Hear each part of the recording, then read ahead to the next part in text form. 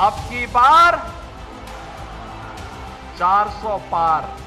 कमल का बटन दबाएंगे और एक 400 पार करेंगे। लोकसभा चुनाव 2024 के लिए एनडीए ने इस बार 400 पार का नारा दिया था, लेकिन हकीकत इससे कोसों दूर रही। दरअसल 400 पार के नारे ने बीजेपी और एनडीए को फायदे की जगह नुकसान पहुंचाया। जानकार मानते हैं कि बीजेपी के लिए 400 पार वाले नारे ने पार्टी के कार्यकर्ताओं और नेताओं में अति आत्मविश्वास भर दिया और वोटरों को पोलिंग बूथ तक ले जाने के लिए पहले बीजेपी के कैडर तक जितनी मेहनत करते थे वो इस बार जमीन पर नहीं दिखा। नतीजा ये हुआ कि बीजेपी के वोटर सुस्त नजर आए। विशेषज्ञों की माने तो बीजेपी की मातृ संस्था आरएसएस लोकसभा चुनाव 2024 से दूरी बनाकर रखी हुई थी। इससे पहले आरएसएस की मेहनत बीजेपी को मजबूती देती रही है। दरअसल बीजेपी अध्यक्ष जेपी नड्डा के बयान से भी इसका अंदाजा लगाया जा सकता है।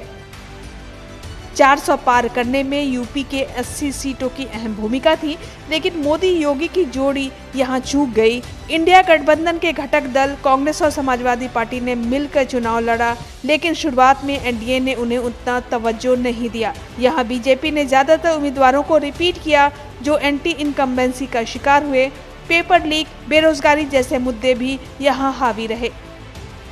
2019 में बीजेपी ने राजस्थान की 25 सीटें जीत ली थी, वहीं हरियाणा की सभी 10 सीटें अपने नाम किया था।